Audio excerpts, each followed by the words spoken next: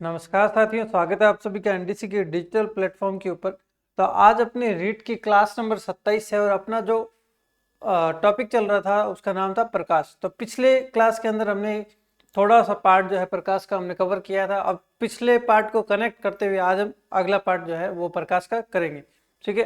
और ये थोड़ा सा क्या है, बड़ा टॉपिक है, तो थोड़ी सी क्लास जो है वो क्या हो सकती है, थोड़ी बड़ी हो सकती है, ठीक है। तो चलिए फिर शुरू करते हैं।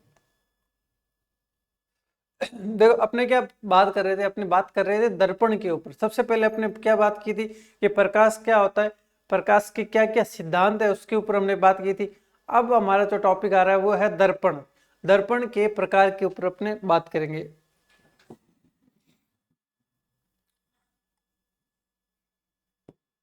ठीक है। अब देखो दर्पण के कितने प्रकार होते हैं। दर्पण के दो प्रकार होते हैं। देखो एक होता है समतल दर्पण, ठीक है, और एक होता है गोलीय दर्पण।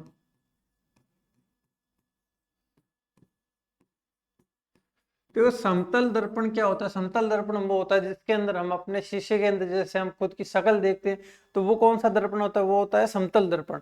और एक होता है गोलीय दर्पण, जो क्या होता है समतल नहीं होता है, वो क्या होता है किसी न किसी गोले का हिस्सा होता है, किसी न किसी बड़े गोले का हिस्सा होता है, ठीक है। मतलब गोला क्या हुआ, गोला जो हुआ जैसे बॉल की आकृति का कोई बहुत बड़ा गोला है, जैसे मान लीजिए बहुत बड़ा गोला है जो है, उसका जो पार्ट होगा वो गोलीय दर्पण होगा। अब गोलीय दर्पण दो प्रकार के होते हैं, ठीक है। गोलीय दर्पण क्या होते हैं, दो प्रकार के होते हैं। एक होता है उत्तल, एक होता है अवतल, ठीक है। तो अब देखो यहाँ पर क्या है, देखो दर्पण दो प्रकार के होते हैं। एक होता है समतल दर्पण और एक होता है अपना गोलीय दर्पण। समतल दर्पण क्या होता है, जब समतल कांच की प्लेट के किसी एक पृष्ठ पर क्या करते हैं, परावर्तक पॉलिश कर देते हैं, तो उसे समतल दर्पण कहते हैं। जैसे आपने देखा होगा कि कुछ ट्रांसपेरेंट चीज होती है, मतलब जिसके एक पार से दूसरे पार अपने देख सकते हैं। अब उसको शीशा कैसे बनाया जा सकता है, अगर उसके एक साइड में पॉलिश कर दी जाए, उसके एक साइड में परावर्तक पॉलिश कर दिया अगर जाता है, तो फिर वो क्या होता है, उसकी ट्रांसपेरेंसी खत्म हो जाती है, जो है आर पार देखने की जो शक्ति होती है वो खत्म हो जाती है। उस कंडीशन में क्या होता है, हमें खुद की शक्ल दिखाई देने लगती है, तो उसको हम क्या कहते हैं, उसको हम समतल दर्पण कहते हैं, ठीक है। उसके बाद देखो गोलीय दर्पण, ठीक है। गोलीय दर्पण कांच के किसी खोखले भाग को काट कर उसके ऊपर परावर्तक पॉलिश कर दी जाती है, तो उसे क्या कहा जाता है, उसे गोलीय दर्पण कहते हैं, ठीक है। ये कुछ पार्ट जो है अपने पिछली क्लास के अंदर कर लिया था। पिछली क्लास के अंदर क्या हुआ था कि जो लाइट चली जाने के कारण से हमने क्लास थोड़ी सी क्या कर दी थी, छोटी कर दी थी, ठीक है। अब देखो गोलीय दर्पण में आगे चलते हैं। तो देखो गोलीय दर्पण दो प्रकार के होते हैं। गोलीय दर्पण दो प्रकार के होते हैं, जैसा कि मैंने आपको बताया, एक होता है उत्तल दर्पण, एक होता है अवतल दर्पण, ठीक है। अब उत्तल दर्पण कौन सा होता है और अवतल दर्पण कौन सा होता है, ये अपने को समझना है। देखो ये तो है उत्तल, इस तरफ क्या है, परावर्तक पॉलिश किया गया है और यहां पर किरणें आ रही है, ठीक है। तो ये क्या हो जाता है, ये हो जाता है अवतल दर्पण, ठीक है। और इन केस परावर्तक यहां पर पॉलिश किया जाता है और किरणें यहां पर पड़ती है, तो उसे क्या कहते हैं, उत्तल दर्पण, ठीक है। अब यही जब हम लेंस के अंदर जाएंगे तो थोड़ी सी कंडीशन जो है वो चेंज हो जाएगी। कैसे चेंज हो जाएगी, उत्तल को मतलब कि इनके जो कार्य है वो चेंज हो जाएंगे। उसके अंदर ये जो हो जाएगा, ये अपना उत्तल लेंस हो जाएगा, ठीक है। लेंस की बात अपने बाद में करेंगे। फिलहाल जो है अगर अपने दर्पण की बात करते हैं, तो दर्पण के अंदर समतल दर्पण और गोलीय दर्पण। गोलीय के अंदर भी दो प्रकार के, एक उत्तल दर्पण और एक होता है अपना अवतल दर्पण। देखो समतल दर्पण, देखो यहाँ पर दिखाया गया है कि यहाँ पर एक सीधी लाइन है और इस साइड में परावर्तक पॉलिश किया गया है, ठीक है। तो यहाँ पर इस तरीके से किरणें आती है और इस तरीके से किरणें जो है वापस रिफ्लेक्ट होकर चली जाती है। उसके बाद में देखो एक अपना यहाँ पर दिखाया गया है, ये है अपना अवतल दर्पण, ये अवतल। और यहाँ पर देखो इस तरीके से किरणें आती है और इस तरीके से किरणें जो है वो चली जाती है। और यहाँ पर अगर पॉलिश जो है इस साइड में पॉलिश की जाती है, ठीक है, चम्मच के अंदर वाले हिस्से में अगर पॉलिश की जाती है तो उत्तल दर्पण हो जाएगा, ठीक है। ये हो जाता है अपना उत्तल दर्पण, ठीक है। ये जो होते हैं अपने दर्पण होते हैं, ठीक है। अब उसके बाद देखो थोड़ा आगे चलते हैं। और दर्पण के अंदर थोड़ा सा अपने को कंफ्यूजन होने की स्थिति रहती है, इसलिए अपना एक फेवरेट दर्पण बना लो जैसा कि मैंने बनाया हुआ है, मतलब कि मुझे अवतल दर्पण के सभी कार्य पसंद है और मुझे उत्तल लेंस के सभी कार्य पसंद है। तो दर्पण के अंदर मुझे कौन सा बढ़िया लगता है, अवतल या बढ़िया लगता है। ठीक है, तो मैंने याद कर रखा है अवतल को यहाँ पर कि इस तरीके से जो किरणें आएगी वो किस में होगी, ये अवतल दर्पण के अंदर होगी। ठीक है, तो इस तरीके से एक बार अवतल दर्पण को आप अपना फेवरेट दर्पण बना लो। ठीक है, उससे क्या होगा कि इसके बारे में सारी चीजें अगर अपने को याद होगी तो अपने को पूरा टॉपिक याद करने में इजी रहेगा। ठीक है, अब चलते हैं आगे। अब देखो अब क्या है कि गोलीय दर्पण के अंदर कुछ परिभाषाएं जो है वो अपनी परिभाषाएं आती हैं। ठीक है, वो परिभाषाएं अपने को याद होनी चाहिए। मैं आपको परिभाषाएं इस तरीके से समझा दूंगा कि आपको याद करने की जरूरत नहीं पड़ेगी। ये परिभाषाएं जो है मैंने कभी नहीं याद की, मैंने सिर्फ इनको समझा है। ठीक है, मैंने 10वीं क्लास में समझा था, आज तक मुझे वैसे की वैसी ये परिभाषाएं याद है। देखो 3-4 शब्द होते हैं। एक तो होता है ध्रुव, ये तो देखो जो मूल बिंदु होता है ना अपना, जैसे ये अपना दर्पण है, यहाँ पर जो मूल बिंदु है ये अपना क्या होता है, ये अपना ध्रुव होता है। ठीक है, अब उसके बाद में देखो, उसके बाद में देखो क्या होता है कि जैसे गोली दर्पण है। ठीक है, तो अपने को देखने में कैसा दिखाई दे रहा है, ये ऐसा दिखाई दे रहा है। ठीक है, अब ये किसी न किसी गोले का हिस्सा माना जाता है, किसी न किसी गोले का काटा हुआ हिस्सा माना जाता है। यदि इस गोले को पूरा कर दिया जाए, या फिर अगर मैं कहूं कि इसे जिस गोले से काटा गया है उस गोले की त्रिज्यां जो होगी वो वक्रता त्रिज्यां होगी। ठीक है, अब देखो जैसे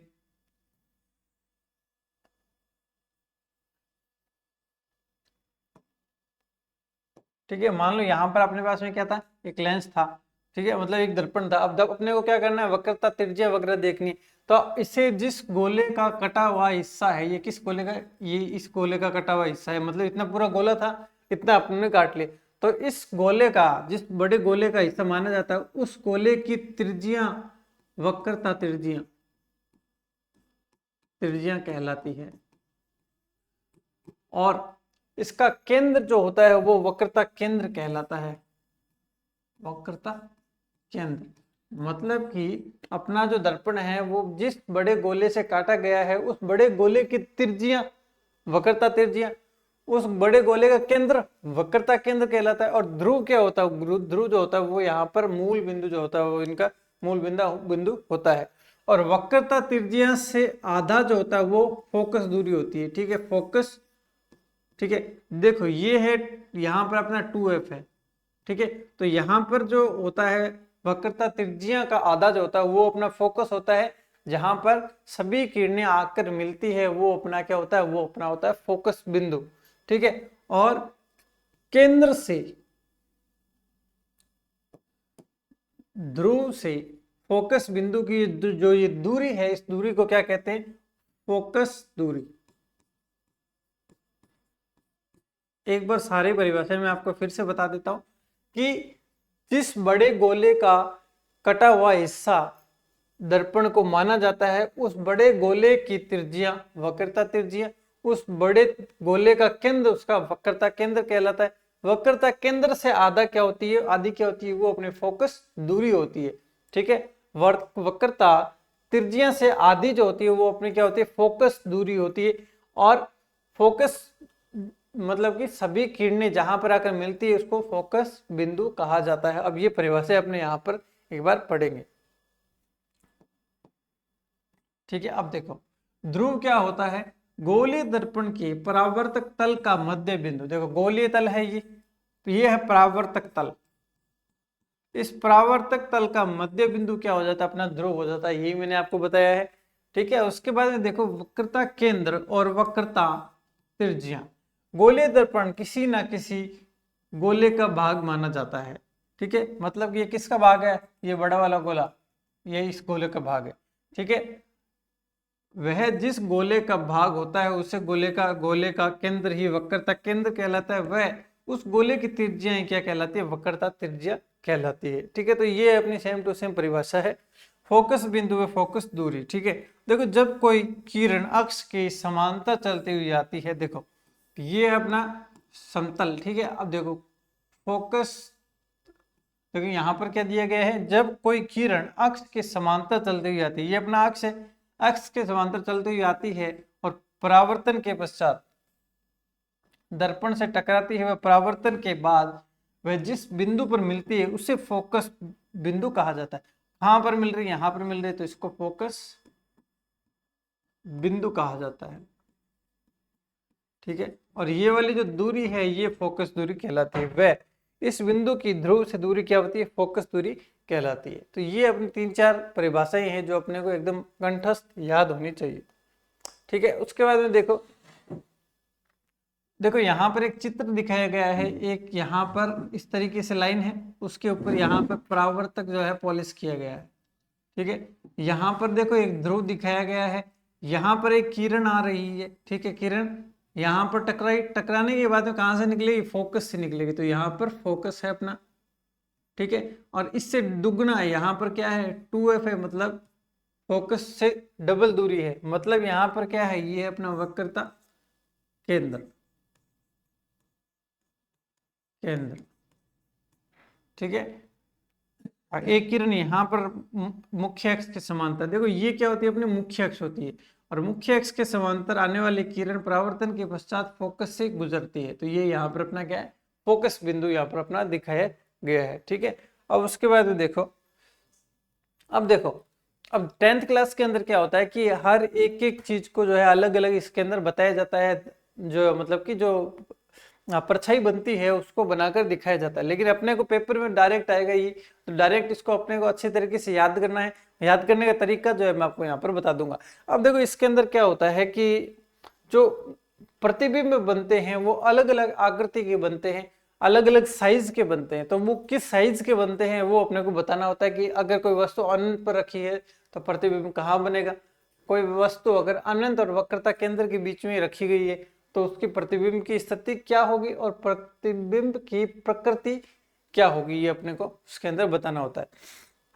देखो जनरली क्या होता है, जितने हम पास में खड़े होते हैं प्रतिबिंब उतना ही बड़ा बनता है, जितने हम दूर खड़े होंगे अपना प्रतिबिंब उतना ही छोटा बनेगा।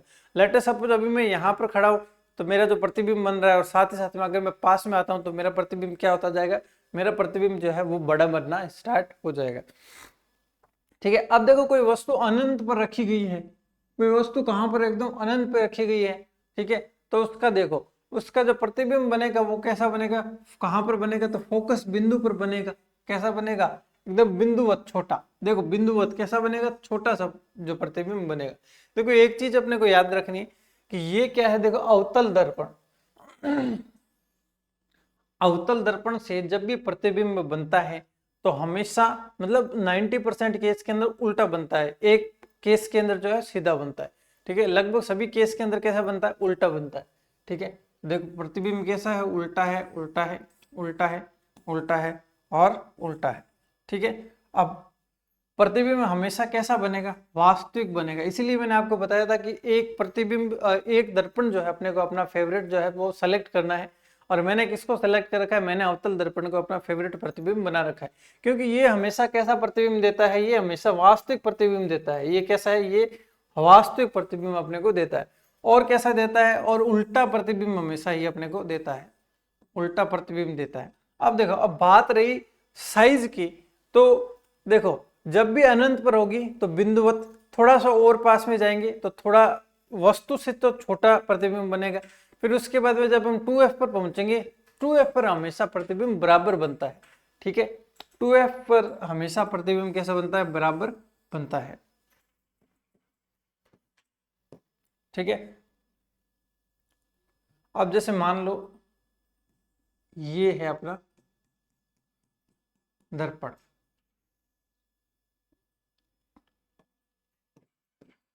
यहां पर है फोकस, यहां पर है 2f। ठीक है, अब देखो लेट अस सपोज यहां पर कोई वस्तु है,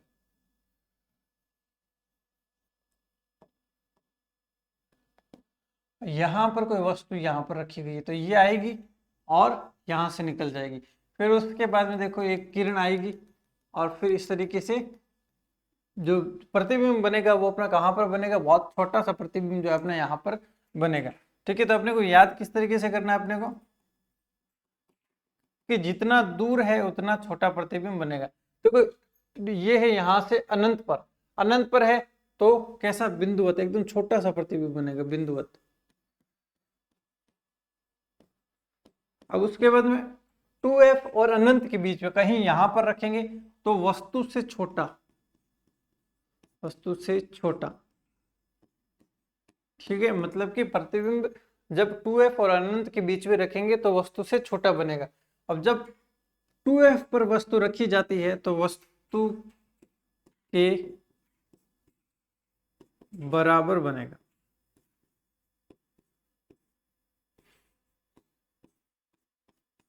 ठीक है।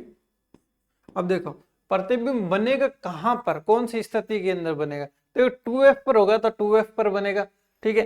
अब जब 2f से पहले रखा गया था, मतलब कि दूर रखा गया था, तो 2f और f के बीच में, मतलब यहाँ पर 2f और f के बीच में, और जब अनंत पर वस्तु थी तो यहाँ पर फोकस पर बन रहा था। इसका मतलब जितना ज्यादा दूर वस्तु होगी प्रतिबिंब दर्पण के उतने ही पास में बनेगा। जब अनंत पर था तो f पर बन रहा था, जब अनंत और 2f के बीच में रखा तो इन दोनों के बीच में जो है प्रतिबिंब कहीं पर बन रहा था। जब 2f पर रखा तो प्रतिबिंब कहाँ बन रहा है, 2f पर बनेगा, ठीक है। ये चीजें देखो याद करनी है, या तो याद कर लीजिए या फिर समझ लीजिए। अगर 2-3 बार देखेंगे तो अपने ये जो है वो समझ में आ जाएगा। देखो जब वस्तु अनंत पर है, वस्तु अनंत पर है, इसका मतलब प्रतिबिंब कैसा बनेगा, इसका मतलब प्रतिबिंब बनेगा बिंदुवत, ठीक है। और उल्टा और वास्तविक अपने याद कर चुके हैं। और कहां पर बनेगा, वो बनेगा जितना दूर हम खड़े हैं प्रतिबिंब उतना पास में बनेगा दर्पण के। दर्पण के सबसे पास में बिंदु कौन है, फोकस, तो ये लो फोकस पर। उसके बाद में जब अनंत और वक्रता केंद्र, अनंत और वक्रता केंद्र मतलब वक्रता केंद्र 2f को बोला जाता है, तो अनंत और वक्रता केंद्र के बीच में जो वस्तु होगी तो वस्तु छोटा प्रतिबिंब बनेगा। कैसा, बिंदुवत के बाद में कैसा बनता है, छोटा प्रतिबिंब बनता है, मतलब वस्तु से छोटा प्रतिबिंब। उल्टा और वास्तविक अपने याद कर चुके हैं। और बनेगा कहां पर, बनेगा ये फोकस से थोड़ा सा और दूर, पहले फोकस पर, अब दर्पण से दूर होते जाओ, 2f और f के बीच में, मतलब कि वक्रता केंद्र और फोकस के बीच में बनेगा, ठीक है। वक्रता केंद्र 2f है और फोकस का मतलब अपना f होता है। उसके बाद में जब वस्तु वक्रता केंद्र पर रखी जाती है, मतलब 2f पर रखी जाती है तो हमेशा 2f पर ही वापस बनता है। देखो 2 वक्रता केंद्र पर वापस बनेगा, और कैसा बनेगा, वस्तु के बराबर, उल्टा और वास्तविक। उसके बाद में जब वस्तु 2f और f के बीच में रखी जाती है, देखो वक्रता केंद्र 2f तथा f के बीच में होती है तो कहां पर बनेगा, अब अनंत और वक्रता केंद्र, अब प्रतिबिंब और दूर हो जाएगा, कहां पर हो जाएगा, और दूर हो जाएगा, मतलब वक्रता केंद्र मतलब 2f व अनंत के बीच में बनेगा। और अब प्रतिबिंब कैसा बनने लग जाएगा, अब बड़ा बनने लग जाएगा। अब जैसे जैसे पास में आते जाएंगे प्रतिबिंब देखो बड़ा होता जा रहा है, पहले बिंदुवत था, फिर छोटा, फिर बराबर, फिर बड़ा होना स्टार्ट हो चुका है, ठीक है। अब उसके बाद में देखो जब वस्तु फोकस पर होगी, ये बहुत ज्यादा इंपॉर्टेंट है, पेपर में आने की पूरी पूरी संभावना, ठीक है। उसके बाद में देखो जब वस्तु कहां पर है, फोकस पर होती है, तो प्रतिबिंब की स्थिति अनंत पर होती है। देखो 2f के बाद में कहां पर जाएगा, अनंत पर जाएगा सीधा। और कैसा प्रतिबिंब, वास्तविक, उल्टा, ये तो हमने याद किए, और साथ ही साथ में अब बड़ा बनता है, ठीक है। अब देखो 1-2 कंडीशन ऐसी होती है जहां पर प्रतिबिंब क्या बनता है, आभासी, मतलब वास्तव में प्रतिबिंब बनता नहीं है, प्रतिबिंब बनता हुआ प्रतीत होता है कि शायद ये प्रतिबिंब कहीं पर बनेगा, ठीक है। देखो अब यहां पर हम फोकस तक आ चुके हैं। देखो जब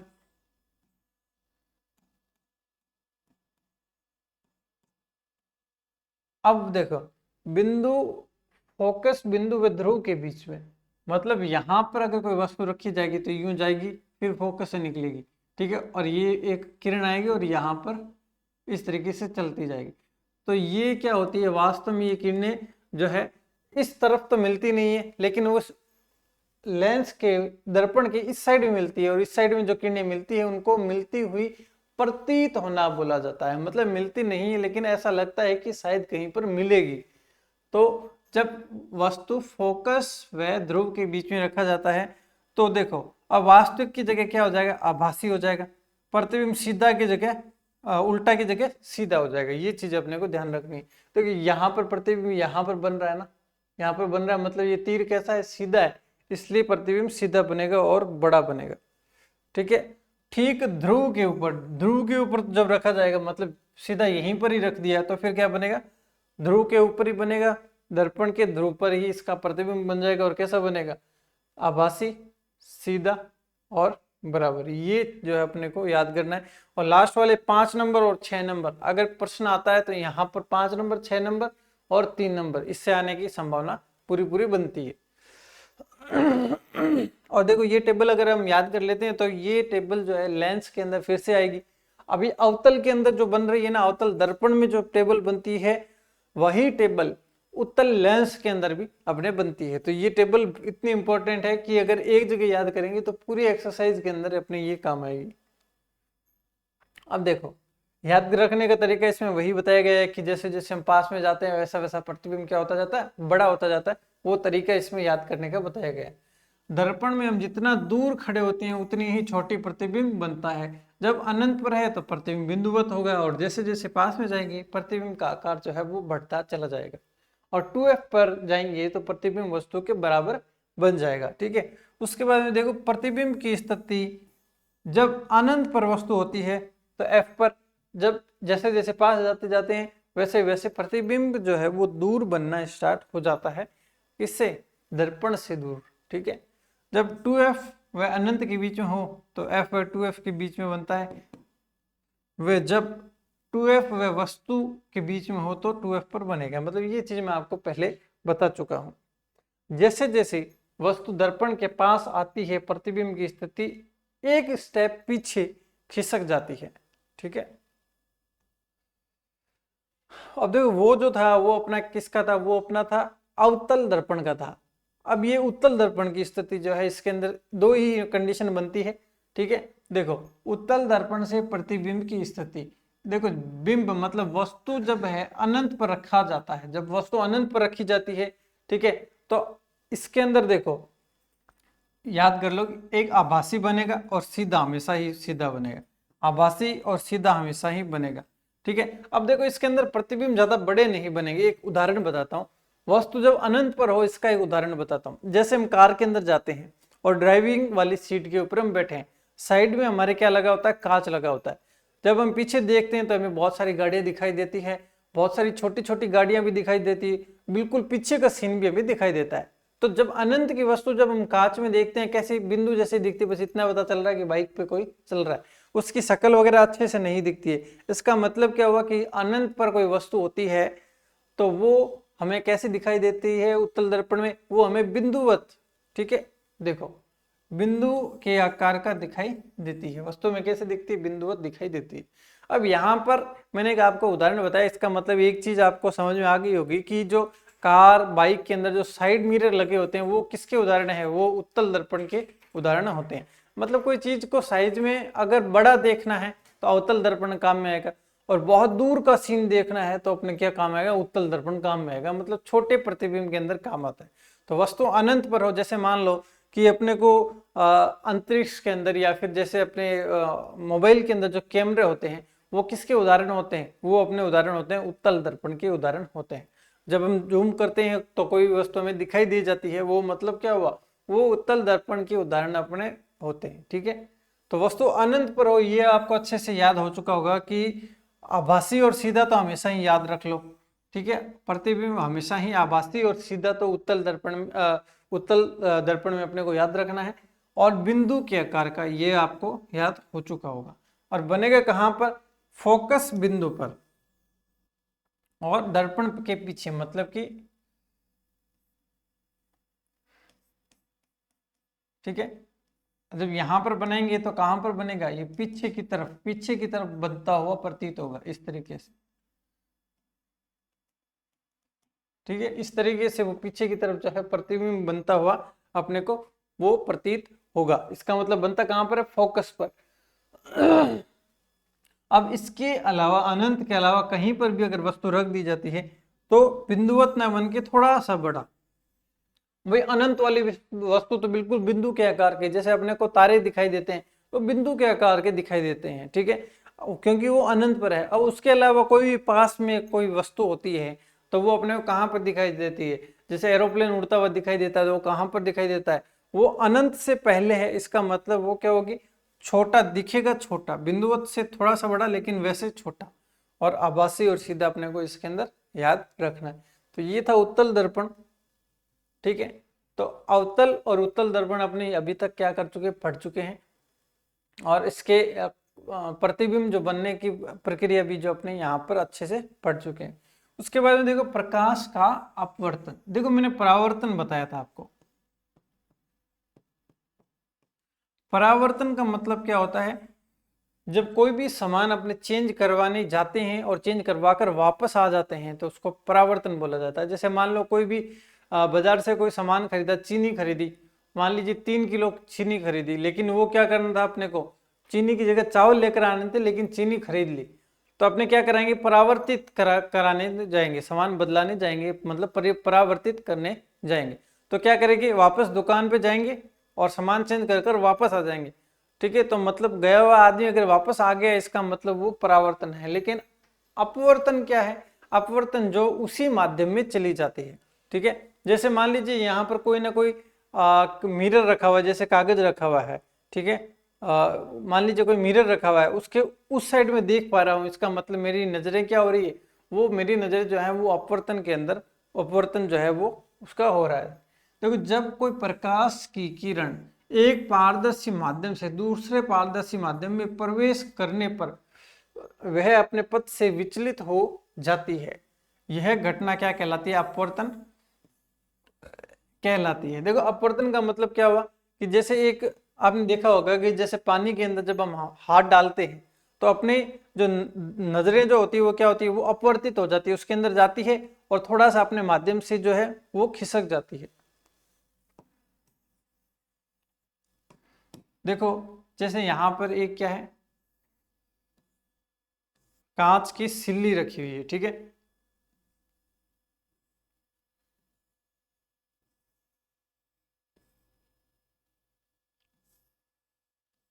ठीक है, ये कांच की क्या है, सिल्ली रखी हुई है। तो यहां पर क्या है, अपनी आंख है।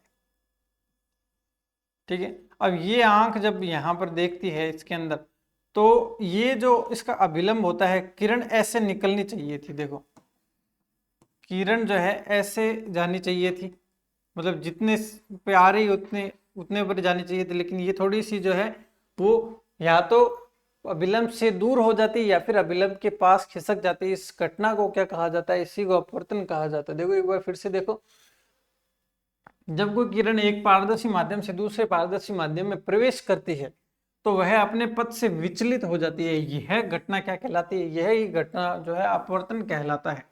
जब प्रकाश की किरण विरल माध्यम से संघन माध्यम में जाती है, देखो प्रकाश की किरण विरल माध्यम कौन सा होता है और संघन माध्यम कौन सा होता है। जैसे कांच है, ये एक संघन माध्यम है, लेकिन हवा है वो क्या होती है, वो विरल माध्यम होता है। मतलब जिसके अणु जितने पास पास में वो माध्यम उतना ही सघन होता है। ठीक है, जैसे मान लो कांच, पानी, हवा।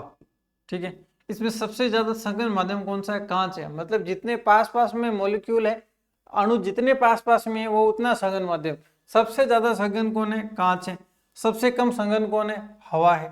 दोनों के बीच में क्या है, पानी है। ठीक है, तो मतलब जब हम कांच के अंदर देखेंगे या फिर पानी के अंदर देखेंगे या फिर हवा के अंदर देखेंगे तो क्या होती है, नजरें अपनी क्या होती है, वो जो किरणें होती है वो अपनी क्या होती है, वो अपवर्तन उसके अंदर होता है। ठीक है, अब देखो किस तरीके से होता है, जब प्रकाश की किरण विरल माध्यम से संघन माध्यम में जाती है तो वो अभिलंब की तरफ झुक जाती है। वह जब संघन माध्यम से विरल माध्यम में जाती है, देखो संघन माध्यम से विरल माध्यम मतलब कि लेट अस सपोज यहाँ पर हवा है। ठीक है, अब मैं यहाँ पर पानी का एक जो बर्तन रख देता हूँ, अब इसके अंदर देखता हूँ तो हवा क्या है, हवा अपना विरल माध्यम है और पानी अपना संघन माध्यम। तो विरल से संघन माध्यम में जब जाती है तो वो क्या होती है, अभिलंब की तरफ झुक जाती है। ठीक है, अभी याद करने का तरीका मैं जरूर बताऊंगा आपको कि कब जो है अभिलंब से दूर होती है, कब जो है अभिलंब से के पास में चली जाती है। ठीक है, तो जब देखो प्रकाश की किरण विरल माध्यम से संघन माध्यम में जाती है। विरल माध्यम मतलब यहाँ पर तो हो गया हवा। ठीक है, यहाँ पर या तो कांच की सिल्ली हो या फिर यहाँ पर क्या हो, पानी हो। ठीक है, तो इसके अंदर जाएगा तो विरल माध्यम से संघन माध्यम। यहाँ पर भी विरल माध्यम से संगन माध्यम। तो किरण जो होगी वो क्या होगी, वो अभिलंब की तरफ झुक जाएगी, अभिलंब से दूर हट जाएगी। ठीक है, विरल माध्यम सकन माध्यम में जाती है तो अभिलंब की तरफ झुक जाएगी, अभिलंब की तरफ झुक जाएगी। अब देखो याद कैसे करेंगे इसको। देखो यहाँ पर कम भीड़ भाड़ वाला इलाका है, यहाँ पर अधिक भीड़ वाला इलाका है। ठीक है, तो कम भीड़ से जब अधिक भीड़ में जाते हैं तो जब भीड़ कम होती है तो हम कैसे चलते हैं, एकदम खुले खुले आराम आराम से चलते हैं। ठीक है, लेकिन जब भीड़ बढ़ जाती है तो हम आपस में जो लोगों की संख्या बढ़ने के कारण से एक दूसरे की तरफ झुक जाते हैं। इसका मतलब अभिलंब की तरफ झुकेगी। ठीक है, जो ये किरण है वो अभिलंब की तरफ झुकेगी। ठीक है, अब लेट अस सपोज यहां पर कांच की सिल्ली है। ठीक है, अब इस कांच की सिल्ली में से जो किरण है बाहर निकल रही है। ठीक है, ये कांच की सिल्ली से अब किरण क्या है, बाहर निकलेगी। ठीक है, तो अब ये किरण कहाँ जाएगी, क्या अभिलंब से दूर हटेगी या अभिलंब के पास में जाएगी। देखो कैसे पता चलेगा, कांच से हवा में जाना है। कांच क्या है, संगन माध्यम है और ये है विरल माध्यम। मतलब कि भीड़ भाड़ वाले इलाके से कम भीड़ भाड़ वाले इलाके में जब जाएंगे तो अपने क्या होंगे, पहले भीड़ भाड़ वाले इलाके में सीधे सीधे चलते रहेंगे। जब कम भीड़ भाड़ वाला इलाका आएगा तो अपने क्या कहेंगे, हाँ आराम आ गया, अब थोड़ी दूर दूर हो जाओ, मतलब अभिलंब से दूर हट जाएगी। ऐसे कंडीशन में अभिलंब से दूर हट जाएगी। ठीक है, तो ये जो है ये अपने को याद करने का तरीका जो है अपने इसमें अप्लाई कर सकते हैं। ठीक है, देखो स्पष्टीकरण क्या दिया गया है, जिस माध्यम में अणु दूर दूर होते हैं उसको क्या कहते हैं, विरल माध्यम। जिस माध्यम में अणु पास पास होते हैं उससे क्या कहते हैं, सघन माध्यम कहते हैं। क्या कहते हैं, सघन माध्यम कहते हैं। ठीक है, अब देखो दूर दूर का उदाहरण क्या है, हवा हो गया, पानी हो गया, ये क्या है, ये संगन विरल माध्यम होते हैं। और कांच जो है वो क्या होता है, वो संगन माध्यम होता है। ठीक है, और अभिलंब क्या है देखो मैथ के स्टूडेंट है तो अपने को ये तो पता ही होगा कि अभिलंब जो होता है वो 90 डिग्री पर जो कोण बनता है उसको अभिलंब कहते हैं। जैसे मैं कई देर से आपके सामने यहाँ पे बना रहा हूँ कि एक पानी का जैसे। ठीक है, तो ये तो इसका तल है और इसके लंबवत ये क्या हो जाएगा, ये अभिलंब है, ये अभिलंब है। एक किरण आएगी यहाँ पर। ठीक है, ये देखो ये तो अभिलंब है अपना, एक किरण आएगी। ठीक है, अब देखो अब यहाँ पर क्या है, हवा है, हवा है, इसका मतलब ये कैसा माध्यम है, ये विरल माध्यम है और ये अपना संगन माध्यम है। ठीक है, अब भीड़ भाड़ कम है, कम से ज्यादा भीड़ भाड़ वाले इलाके में जाएंगे, जैसे कम भीड़ है तो आराम से चलेंगे, जैसे भीड़ भाड़ वाले इलाके में जाएंगे एक दूसरे के पास पास में कंजेस्टेड हो जाएंगे, मतलब अभिलंब की तरफ झुकेगा। ये देखो अब ये किरण जनरली ऐसे जानी चाहिए थी लेकिन अब ये अभिलंब की तरफ झुक जाएगी और इस तरीके से जाएगी। तो ये क्या होता है, ये होता है जो प्रकाश का अपवर्तन कहलाता है। अब प्रकाश के अपवर्तन के ऊपर ये चीजें अपने को पता होनी चाहिए, साथ ही साथ इनके उदाहरण भी अपने को जो है वो पता होने चाहिए कि कहाँ पर अपवर्तन लगता है, कहाँ पर परावर्तन लगता है। पेपर के अंदर मोस्ट जो पूछी जाने वाली चीज है उसमें से यही आता है कि घटनाएं पूछी जाती है कि कौन सी घटना अपवर्तन की है, कौन सी घटना जो है वो परावर्तन की होती है। अब देखो याद करने का तरीका जो मैंने आपको अभी भीड़ भाड़ वाला बताया वही तरीका यहाँ पर दिया गया है कि जिस प्रकार हम अधिक से कम भीड़ भाड़ वाले इलाके में जाते हैं तो भीड़ कम वाले स्थान पर सभी व्यक्ति अधिक स्थान के कारण से एक दूसरे के से दूर हट जाते हैं। दूर हट जाते हैं इसका मतलब अभिलंब से अपने क्या हो जाएंगे, दूर हो जाएंगे। जब हम कम भीड़ भाड़ वाले इलाके से अधिक भीड़ वाले इलाके में जाते हैं तो जगह कम होने के कारण से एक दूसरे के पास में खिसक जाते हैं, इसका मतलब अभिलंब के पास में खिसक जाते हैं। ये आप फिर से रीडिंग कर सकते हैं अगर नहीं समझ में आया तो, क्योंकि मैं आपको ये पहले जो है वो बता चुका हूं। अब देखो अब यहाँ पर क्या है, पहले परावर्तन के नियम थे, अब अपवर्तन के नियम है और सेम नियम बिल्कुल क्या है, बिल्कुल सेम है। ठीक है, देखो अपवर्तन के नियम, आपतित किरण, अपवर्तित किरण और अभिलंब तीनों एक ही तल में स्थित होते हैं। सेम यही क्या था, वहां पर भी ये सेम था। जितने डिग्री पर कोई किरण आती है उतने डिग्री पर वापस परावर्तित हो जाती है। ठीक है,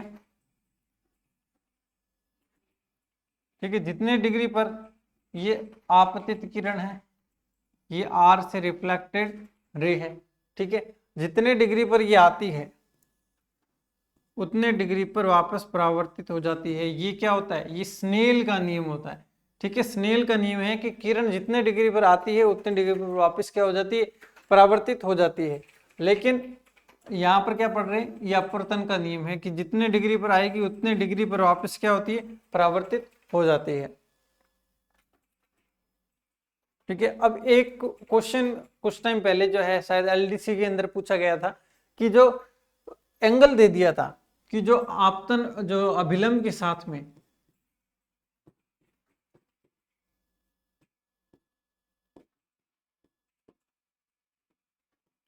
मतलब क्वेश्चन ये पूछा गया था कि ये एंगल दे दिया था, ये एंगल 60 डिग्री दे दिया था।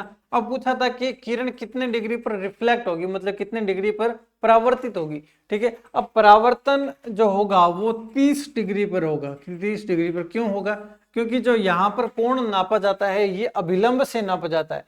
भाई ये 60 डिग्री है लेकिन ये कितना है, ये 30 डिग्री है, तो 30 डिग्री पर इंसिडेंट रे और 30 डिग्री पर क्या हो जाएगा, रिफ्लेक्टेड ये हो जाएगा। ये क्वेश्चन पूछा गया क्वेश्चन ने। ठीक है, अब देखो अलग अलग पदार्थ के अलग अलग क्या होते हैं, अपवर्तनांक होते हैं। भाई अलग अलग पदार्थ के अलग अलग अपवर्तनांक है कि मान लीजिए एक शीशा है तो वो कितने डिग्री पर जो है अपने पास में अभिलंब के पास में जाएगा, या फिर कोई और मान लीजिए हीरा है तो उसके अंदर रिफ्लेक्शन कितना डिग्री का होगा, तो वो अलग अलग डिपेंड करता है। मतलब कि अपवर्तन में अभिलंब के पास में खिसकने और अभिलंब से दूर जाने की प्रक्रियाएं होती रहती है, लेकिन कितना पास जाएगा या फिर कितना ज्यादा दूर जाएगा ये डिपेंड करता है अलग अलग वस्तु के अपवर्तनांक पर। मतलब जैसे यहाँ पर कांच की सिल्ली ली है तो उसमें अलग अपवर्तनांक होगा। हीरे अगर इसका हीरा लेते तो हीरे के अंदर जो है वो अलग अपवर्तनांक होता, मतलब कि अलग जो है वो अपवर्तन करता। ठीक है, अब देखो अलग अलग पदार्थ के अलग अलग अपवर्तनांक होते हैं। अपवर्तनांक प्रकृति, घनत्व, प्रकाश के रंग पर निर्भर करता है। तो ये प्रश्न आने लायक प्रश्न है कि अपवर्तनांक किसके ऊपर निर्भर करता है, वो करता है उसके प्रकृति के ऊपर, मतलब मेटल कौन सी है उसके ऊपर निर्भर करता है। उसका घनत्व क्या है, देखो घनत्व के ऊपर तो डिपेंड करेगा, ये तो मैं आपको पहले से बता रहा हूँ कि जो कितना पास पास में अणु है या कितना दूर दूर है उसके ऊपर तो निर्भर नो डाउट करने ही वाला है। उसके अलावा प्रकाश के रंग पर भी क्या होता है, निर्भर करता है। प्रकाश के रंग के ऊपर भी जो है वो निर्भर करता है। तो बैंगनी रंग का अपवर्तनांक सर्वाधिक व लाल रंग का अपवर्तनांक सबसे कम होता है। अब देखो अभी एक उदाहरण बताता हूँ। जैसे अपने सिग्नल बने हुए होते हैं जहां पर रेड, येलो, ये लाइटें ग्रीन, ठीक है, रेड,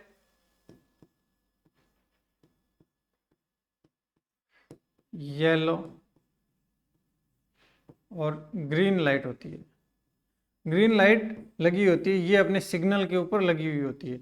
ठीक है, अब देखो बैंगनी रंग का अपवर्तनांक सर्वाधिक है, मतलब कि जब इसका बैंगनी रंग का अपवर्तन होगा तो ये या तो बहुत ज्यादा दूर हट जाएगा या बहुत ज्यादा पास में अभिलंब के आ जाएगा। इसका मतलब अगर रेड सिग्नल जो होते हैं, रेड लाइट सिग्नल जो होते हैं, अगर वहां पर बैंगनी रंग लगा देते तो वो जो है अपने को ज्यादा अच्छा दिखाई नहीं देता, मतलब डार्क दिखाई नहीं देता। देखो एक चीज से और समझ सकते हैं कि जनरली आपने देखा होगा कि जब भी अपने फोटो वगैरह खिंचवाते हैं तो लाल रंग के कपड़े के अंदर जो है सबसे ज्यादा अच्छी फोटो आती है। या फिर जब हम कहीं पर किसी शादी में जाते हैं, जिस इंसान ने लाल रंग के कपड़े पहने होते हैं उस पर अपनी नजरें ज्यादा जाती है, क्योंकि उसका रिफ्लेक्शन जो है अपवर्तनांक है उसका क्या है, ज्यादा है। इसके कारण से वो कलर अपने को ज्यादा अच्छी तरीके से दिखाई देता है। मतलब कि देखो बैंगनी रंग का अपवर्तनांक सर्वाधिक है। अपवर्तनांक सर्वाधिक मतलब फैलने की कैपेसिटी ज्यादा है। फैलने की कैपेसिटी ज्यादा है मतलब फैलेगा, मतलब ज्यादा लोगों को दिखाई देगा, लेकिन जो है वो क्या है कि डार्क दिखाई नहीं देगा। ठीक है, इसका मतलब बैंगनी रंग का अपवर्तनांक क्या है, सर्वाधिक है, वो लाल रंग का अपवर्तनांक क्या है, सबसे कम होता है। ठीक है, अपवर्तनांक जितना कम होगा उतना ही जो अट्रैक्शन जो होगा वो उसका ज्यादा होगा। अब अपने को लाल रेड लाइट जो सिग्नल है वो अपने को डार्क दिखाना होता है, मतलब कम अपवर्तनांक वाला चाहिए, मतलब ज्यादा जगह में फैलने वाला नहीं, अपने को तो एक साइड के अंदर फैलने वाला कलर चाहिए, मतलब कम अपवर्तनांक वाला कलर चाहिए। इसका मतलब इन तीनों रंगों का अपवर्तनांक क्या होता है, कम होता है। और सर्वाधिक अपवर्तनांक किसका है, वो है बैंगनी कलर का अपवर्तनांक सर्वाधिक होता है। ठीक है, उसके बाद में देखो अपवर्तन के उदाहरण, ये मैं आपको बोल रहा था कि पेपर में बहुत ज्यादा पूछे जाते हैं। आरबीएससी की बुक के अंदर इसका आधा पेज दिया है, इसके अंदर भी आधा पेज दिया है, इसके अंदर आधा पेज और इसके अंदर आधा पेज दिया गया है, लेकिन अपने थ्योरी जो है वो यूजफुल नहीं है। उसके अंदर प्रक्रिया बताई गई है कि इसमें अपवर्तन कैसे होता है। अपने को तो डायरेक्ट याद करना है कि अपवर्तन के उदाहरण कौन कौन से हैं। देखो पानी से भरे बीकर के पेंदे के अंदर जब सिक्का रखा जाता है तो सिक्का में उठा हुआ दिखाई देता है। पानी के बाल्टी के अंदर अगर पेंसिल डालते हैं वो पेंसिल हमें थोड़ी सी मुड़ी हुई दिखाई देती है। ये किसके उदाहरण है? ये अपवर्तन का उदाहरण है। रात्रि के अंदर जो तारे टिमटिमाते हुए दिखाई देते हैं वो किसका उदाहरण है? वो भी अपवर्तन का उदाहरण होता है। ठीक है, सूर्य उदय या सूर्य अस्त होने के बाद में 2 मिनट तक अपने को एक्स्ट्रा दिखाई देता है, वो अपना अपवर्तन का उदाहरण होता है। ठीक है, पानी में डूबी हुई पेंसिल जैसा कि मुड़ा हुआ दिखाई देना, ठीक है, सिक्का उठा हुआ दिखाई देना, और सूर्योदय व सूर्यास्त के समय क्षितिज से नीचे होने पर भी सूर्य का दिखाई देना, ये किसका है? अपवर्तन का उदाहरण है। और रात्रि में तारों का टिमटिमाना, ये भी अपवर्तन का उदाहरण अपना यहाँ पर होता है। तो ये अच्छे से अपने को कंठस्थ याद होने चाहिए। यहाँ से कंफर्म क्वेश्चन आएगा, यहाँ से आए या ना आए, लेकिन वहां से कंफर्म क्वेश्चन आएगा। और एक ये चीज जरूर याद रख लेना कि अपवर्तनांक किसका ज्यादा है? रेड का अपवर्तनांक कम है और बैंगनी का सर्वाधिक अपवर्तनांक होता है। ठीक है, ठीक है। उसके बाद में देखो एक वर्ण विक्षेपण, ठीक है। अब देखो वर्ण विक्षेपण क्या होता है? आपने प्रिज्म देखा होगा, प्रिज्म के अंदर क्या होता है कि एक श्वेत लाइट जाती है, वो क्या होती है रिफ्लेक्ट होकर क्या हो जाती है, वो आगे रंगों के अंदर डिवाइड हो जाती है, आगे रंगों के अंदर बंट जाती है। ठीक है, देखो श्वेत प्रकाश की किरण के विभक्तिकरण की घटना को विक्षेपण कहा जाता है। श्वेत मतलब कि एक प्रिज्म होता है त्रिभुज के आकार का, उसके ऊपर एक लाइट आती है और वो आगे कई 7 रंगों के अंदर वो बंट जाती है। ठीक है, उसे क्या कहते हैं? वर्ण विक्षेपण कहा जाता है। देखो किरण की विभक्तिकरण की घटना को वर्ण विक्षेपण कहते हैं। उसमें एक श्वेत प्रकाश की किरण 7 रंगों में विभक्त हो जाती है, इससे 7 रंगों की पट्टिका को स्पेक्ट्रम कहा जाता है। ठीक है, अब याद क्या करना है? इन रंगों का क्रम क्या होता है? देखो ये भी क्वेश्चन आया था एलडीसी 2016 के अंदर जो पेपर हुआ था उसके अंदर आया था, और बहुत ज्यादा विवादित क्वेश्चन रहा था कि इसके मध्य क्रम के अंदर कौन सा रंग होता है। देखो विबग्योर, ये रंगों का क्रम है इसका। सबसे पहले वॉयलेट होता है, उसके बाद में इंडिगो होता है, उसके बाद में, ठीक है, तो इंग्लिश के जो अपने कलर जो बोले जाते हैं उस क्रम के अंदर ये जो है अपने होता है। ठीक है, तो मध्य क्रम के अंदर क्या होता है? ग्रीन, हरा रंग जो होता है वो मध्य क्रम के अंदर होता है, लेकिन पेपर के अंदर क्या मान लिया था? येलो को मान लिया था। फिर जो है क्वेश्चन के अंदर रेट वगैरह लगी थी। ठीक है, अब देखो इन रंगों का क्रम क्या है? बैंगनी, नीला, आसमानी, ठीक है, आसमानी मतलब ब्लू को, उसके बाद ग्रीन, येलो, देखो जी से ग्रीन, वाई से येलो, ओ से ऑरेंज नारंगी, और आर से रेड। तो ये अपने इस ट्रिक से याद कर सकते हैं विबग्योर। ठीक है, ये 7 रंग है, बैंगनी, नीला, देखो ये क्रम जो है इस तरीके से है।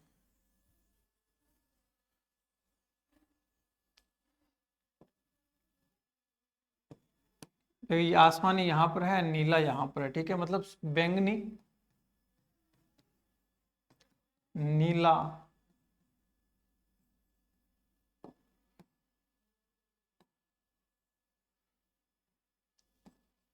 आसमानी, नीला, हरा, पीला, नारंगी और लाल। ठीक है, अब देखो विबग्योर, जैसे मैंने आपको बताया विबग्योर, देखो वी से वॉयलेट बैंगनी, आई से इंडिगो आसमानी, बी से ब्लू नीला, जी से ग्रीन हरा, वाई से येलो, ओ से ऑरेंज और आर से रेड। ये क्या होते हैं? ये स्पेक्ट्रम हमें इस लाइन में दिखाई देते हैं, और ये अपने जो है अपने रेनबो मतलब कि इंद्रधनुष जो बनता है बारिश आने के बाद में वो बनता है, तो उसके अंदर भी क्रम जो होता है यही रहता है। उसमें अपने को दिखाई 3 कलर देते हैं लेकिन वास्तव में उसमें 7 कलर होते हैं। ठीक है, अब देखो एक चीज अपने थोड़ी देर पहले पढ़ी थी कि जो रेड होता है लाल रंग का अपवर्तनांक क्या होता है, सबसे कम होता है, और बैंगनी रंग का अपवर्तनांक सबसे ज्यादा होता है। ठीक है, तो ये देखो इसमें ये अपने अगर ये याद कर लेते हैं तो अपने को ये भी पता लग जाएगा कि किसका किससे ज्यादा होता है। सबसे देखो आगे जो है उसका सबसे ज्यादा क्या होता है अपवर्तनांक है, पीछे जितना जाएंगे उसका अपवर्तनांक कम होता जाएगा। ठीक है, उसके बाद में देखो सफेद रंग 7 रंगों में मिलकर बनता है, मतलब सफेद रंग जो है 7 रंगों से मिलकर बनता है।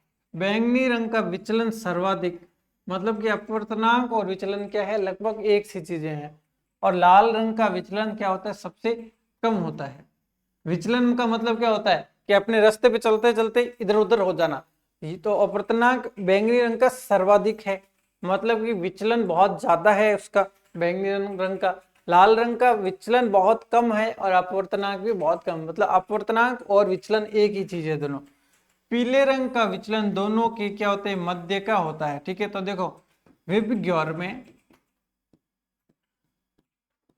येलो रंग को मध्य मध्य रंग माना गया है। ठीक है, ये आप एकदम ऑथेंटिक है, एकदम 10th क्लास की बुक से लिखा गया है, इसलिए अपने इसको याद कर सकते हैं कि ग्रीन नहीं आएगा, ये इसमें क्या आएगा येलो, येलो दोनों के मध्य का माना जाता है। अतः पीले रंग को मध्यमान रंग कहा जाता है। पीले रंग को क्या कहा जाता है मध्यमान रंग कहा जाता है। देखो बहुत सारे क्वेश्चन है इसके अंदर, इंपॉर्टेंट बनने लायक क्वेश्चन काफी सारे इसमें है। ठीक है, अब देखो अब इसका जो रिमेनिंग पार्ट है वो इसके पार्ट 2 के अंदर आएगा। ठीक है, देखो एक पार्ट अपने हो चुका है जो लगभग 30 मिनट की वीडियो थी। ठीक है, अगला पार्ट देखो जो अपना है इसके अंदर देखो प्रकाश क्लास 27 पार्ट 2 है। अगली क्लास जो आएगी वो आएगी क्लास 27 पार्ट 3 आ जाएगा। ठीक है, अपने यहाँ पर तो अब नेक्स्ट जो भी हम पार्ट करेंगे वो हम करेंगे नेक्स्ट क्लास के अंदर। तो अब मिलते हैं नेक्स्ट क्लास में, तब तक के लिए धन्यवाद।